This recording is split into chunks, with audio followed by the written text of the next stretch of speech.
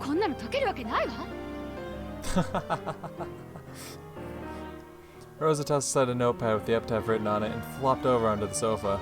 Solving this means 10 tons of gold. With that much, I'd never need to worry about schemes for cash again. If I had money, I could pay off my debts. That man might come back to me. Yeah. お父様の懐かしい故郷はわかるのよ。鮎の川って何？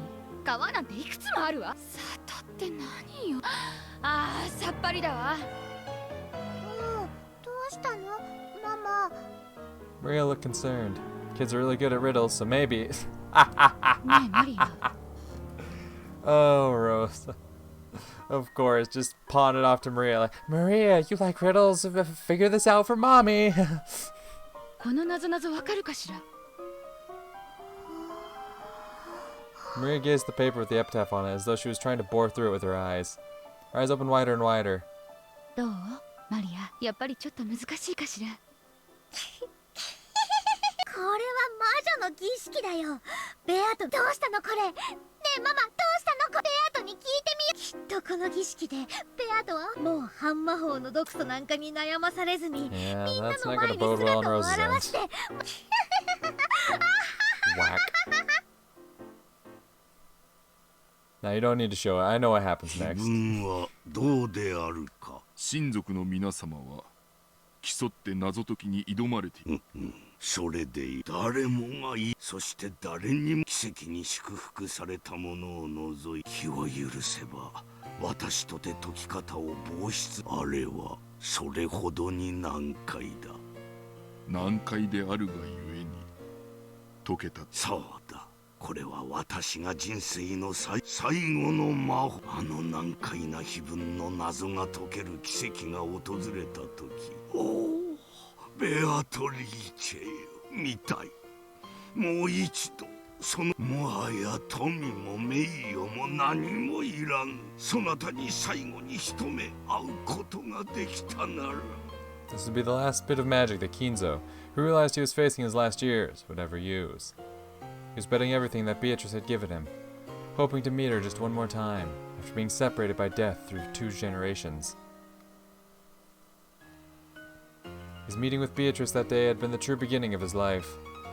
And even with them gone, Kinzo had remained there alone on the stage that had gone dark. The aged monarch had obtained everything, accomplished everything, but this was the one element that had always slipped through his fingers, no matter how much he struggled. If he could just have that element, he would need nothing else in life.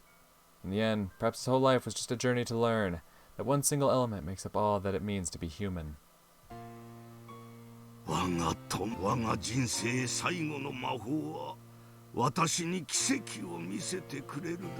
For a while, Genji was silent. He wasn't at a loss for words or struggling to find an answer. During that silence, something had passed between the two men, who had known each other for so long that their friendship had surpassed that of master and servant. 誰にも解けん。だから奇跡なのだ。親方様、一つお教えください。何か。もしもで奇跡が起こり。It may have been different during his youth, but in his old age, Genji rarely spoke of dreams and what-ifs. When Genji said if, Kinzo quietly waited for the words of the man he called friend. もしも親方様の魔法がベアトリーチェ様がいかがなさいますか。 As the one closest to Kinzo, Genji obviously knew of the crazed feelings with which Kinzo had searched for Beatrice in the past. And yet Genji was asking what Kinzo would do if Beatrice did revive.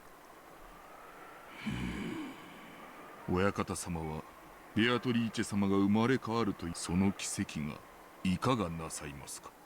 我が友、そなたはやはり私を親方様とベアトリーチェ様のお心のすべてを。しかしベアトリーチェ様がその一部を存じ上げているつもりでおります。悔やんでおる。お前は信じぬだろうが、私は老いてからすべてを後悔。もし奇跡が起こる、ベアトリーチェが無論私との日々や過去のことなど何も覚え。いいや、ベアトリーチェでさえあったなら、私はただ。それはそうだ、悔いている。若き日の過ちを深くお前も老いたならわかるである。若き日の過ちは若き日には何の咎も感じ、しかしそれは深い棘のように次第に生み、この後ろ宮金蔵、今さら死に様などこだわりはせん。しかしこの棘だけは、この後悔だけはベアトリーチェに、そして罪の許しをそれだけが、それだけが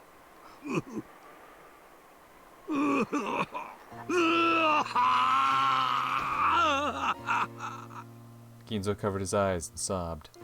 The aged monarch, who had built up great wealth in a single generation, was reaching the end of his life.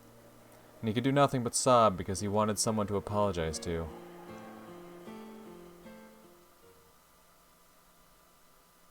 碑文はおじい様が跡継ぎを選ぶために課した。Not to choose the successor, but to find the successor. 俺も最初はそう考えていたが、少しこの時点では私もこれは後宮金蔵の気まぐれなる。違うのですか。この碑文は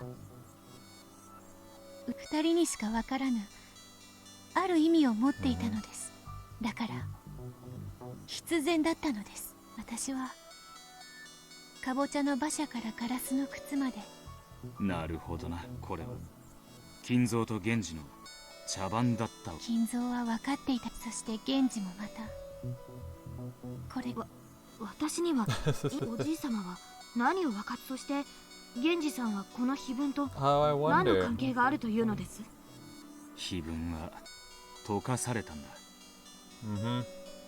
そしてベアトリーチェは真の復活をもしベアトリーチェが復活せずにいたならば、同じ1986年を迎えても事件は全く違っていたかもしれねえ。 Okay, so it's because Shannon learns the origins of who she is.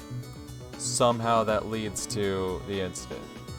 It's because of the epitaph and also Badler's return. All these things come together in a way I am still interested to see how that leads to mass murder, but go on. 結局私は生まれたその時から私の意志では何の選択の権利も与えられなく。ああ、我こなれど我らなど所詮はどのように舞おうと渦に飲み込まれて消えるのみ。 Interesting.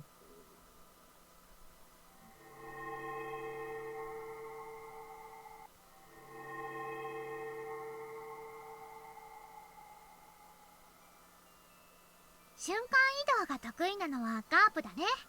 序列第33位の大悪魔だよ。そんなのがお友達なんて、やっぱりベアとはすごいね。なるほどな。大悪魔。よし、我が友よ。そなたはこれよりガープだ。 My god, it's taking this long for you to give her a name? ガープと名乗るがよい。やれや。やっと私に名前が。ずっと名なしだったから嬉しいわ。ではその調子でいつまでも家具頭だけでは味気がないというもの。マリア、こやつにも名付けを頼む。こやつも大悪魔でわらわに仕える執事のわらわの信頼できる部下であるぞ。おー、ロノウェイかな。 I 序 guess. 列第27位、頼れる従者を与えてくれると言われてる。おや、これは私の分身である源氏の名字もロノウェ。ほう、これは確かに奇遇。なるほど。そなたにこれほどふさわしい名前はないようだな。よし、そなたの名はこれよりロノウェだ。おお、名前で呼ば素敵な名前を感謝します、マリア卿。形がより白となるように、名前もまた強力。異界の未知の存在は名前を与えるだけでもその魔力をだから名前は大事な。そうね。本当に名前はねえリア。これからは私のことはガープ、良い名ですね。心得ました。それから私の大切な名前を勝手にベアトリーチェのもとへ導く者、ワルギリアですか。それも実にいい名前。お嬢様の師匠にふさわしいですな。とても名前は命ですね。So who the hell is Gop? We know that Beatrice is, an equivalent to Shadon. We know that Virgilia is an equivalent to Kumasawa. Ronove is an equivalent to Genji. Like this little tea party here, it's obviously like, what Maria saw between this tea party between like her, Kumasawa, Genji, Shadon. Who's Gop? Like if it's like a gathering of like the servants, then that would only leave two options. Either it's Kanon or Goda. And Kanon, like, I still don't know if he's real. Like, just because people acknowledge him doesn't mean he was ever actually there, you know? I don't know what to think about Kanon. I really don't. But I'd imagine it'd have to be one of the other servants. But it'd be really fucking weird for Big Man Goda to be represented by Big Titty Gop. マリア、そなたのおかげでわらわの友人たちは名前を得た。心より感謝するぞ。じゃあ今度はベアトの番。マリアのお友達のウサギサク太郎みたい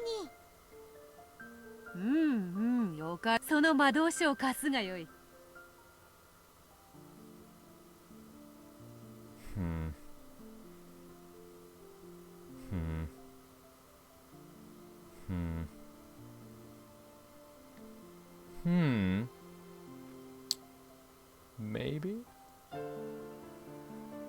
Maybe. I'm trying to think of like the people like that Shannon was close with, and mine goes to Jessica. Because if you think about like, obviously Shannon became very close with Jessica against Natsu's wishes, and like you think like Gop was the first person that that Yasuda ever really interacted with, ever really became like Yasuda's first friend, right? And like who would really be Shannon's first friend in the real world? It would be Jessica, wouldn't it? And then that would be a lot less. And Jessica was actually friends with Shannon, so it makes sense that Jessica would also come out to play with Maria. That doesn't seem out of the ordinary. I think that's a decent enough theory. My boy! ベアトは絵がとっても上手だからとっても楽しみ。どんな絵になるの？どんな絵になるの？ウサギさんたち楽しみ。森の音楽隊であったな。音楽隊、音楽。よしよし。こんな感じではどうか。All of a sudden, Maria was no longer a little girl who did nothing but follow her mother around, laughing or crying. Though she is still young, she already has a powerful self-image, and possesses enough knowledge of the magical world to surprise even me. Together we called ourselves Mariage Sorcière, and made each other's magical worlds deeper and richer. 名前も立派なよりしろで味わい深い話であるな。よりしろとして姿はとても大事だけど、名前も道理である。名も知らぬ者よりも名を知る者。姿や名前だけじゃもっともっと深く知ることによって、だからいろいろなことを考えてあげるの。例えばそれは作太郎もであるか？作太郎は名前他にもいろいろあるの。 Hell yeah. ライオンの子であったな。作太郎は草食ライオンだからお肉は食べないの。He's a Vegeta lion. Holy shit, Vegeta?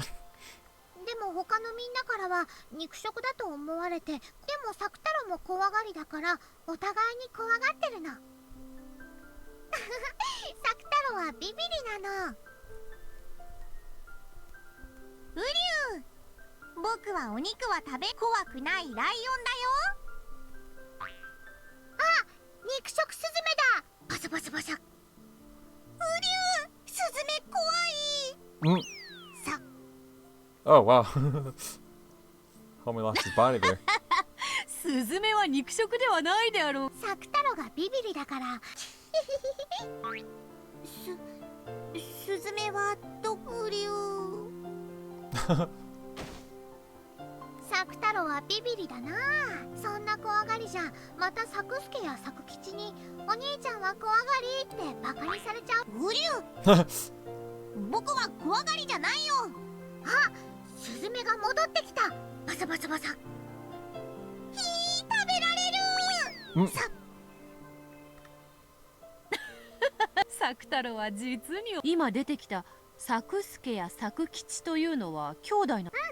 お家で待ってるサク太郎の弟サクスケはサク太郎よりしっかりしてて、サク吉はとっても器用で何でもできるの。でもみんなとっても仲良しなんだよ。みんなマリアのベッドの上で仲良くしてるの。そなたのベッドの上はライオンだらけであるな。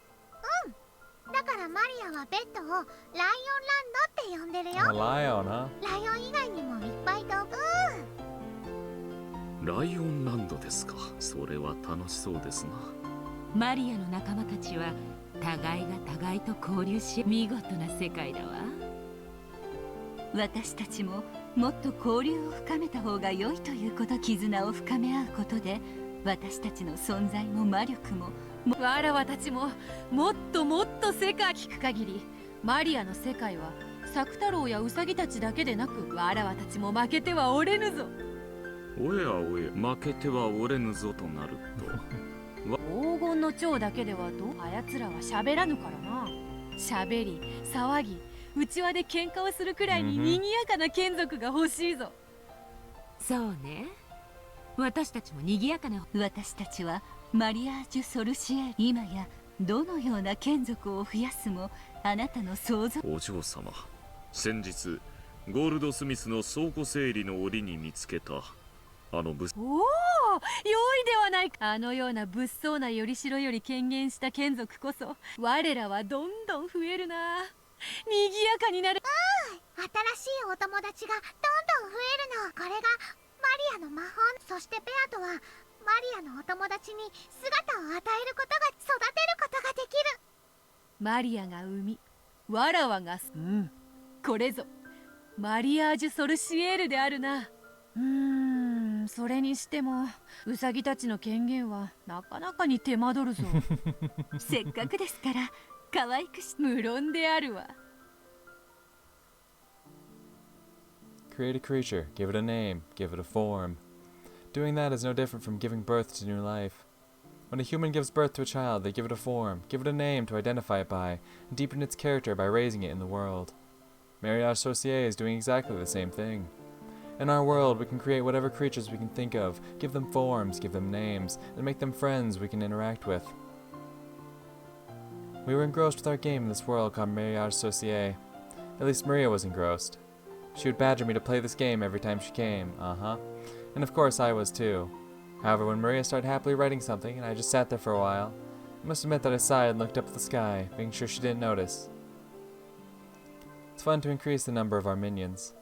They make things lively, so I do not tire of it. I may have tired of my minions alone, but even that problem goes away when I can interact with Maria's as well. It takes two people to create a universe. I now have that second person, so I'm satisfied. I think I am satisfied. And yet one little part of me is not. It truly is a tiny part. After all, it's so much fun playing with Maria that time seems to fly on by. But even so, when I look up at the sky, during those short moments I feel an empty feeling I can't describe. I know. My universe is not complete. My apologies to Maria, but she is not the second person I want to create a universe with. No matter how much I nurture my world with her, the roots of love in my heart leave gaps.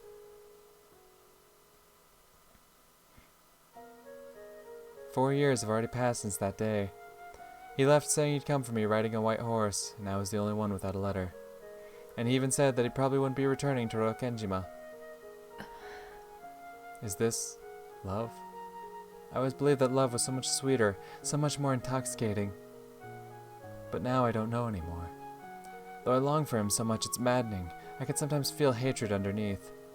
However, even that hatred is wrapped in adoration. The roots of love have remained in the corners of my heart all this time. At some point, I gave up hoping that Badler would return. However, the roots of love stayed right where they were. In other words, even 4 years later, I still believe. He will come back someday. The flower of my love is curled up and withered as though against the winter cold. However, the root is still alive, and it is always, always waiting for him to return. Waiting for a chance to bloom beautifully again. I am grateful to Maria.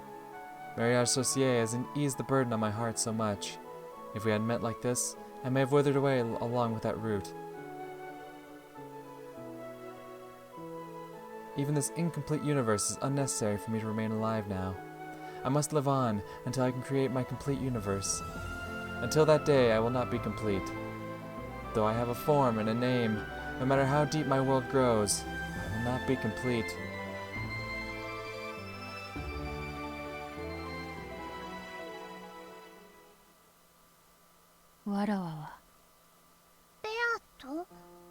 I accidentally muttered what I had been thinking. Maria stopped talking to Sakutaro. I regretted that my slip of the tongue had ruined this fun time, but there was a long silence before I could smooth it over. I laughed, but it probably sounded hollow. Maria, not knowing why my face had suddenly changed like this, had taken aback. わらわの眷属たちは次々わらわだけがなぜ満たぬかは分かっているのだ。それは魔力が足りないからだよ。 Maria answered instantly. Yes, Maria, that's the problem. Beatrice has lost her magical power and is unable to regain the strength she once had. That's how the story goes. So Maria's answer was correct. That's right. I may be incomplete because I've lost my magical power. In that case, my power becomes complete, and I revive in the truest sense. Will my world become complete as well? Does that mean that the person I want to nourish a universe with will come back? If, as I claim, I really was able to control miracles at will in the past with my magic, then if I succeed in reviving, would that miracle definitely occur? If such a thing were possible, I'd want true magical power to use for my resurrection.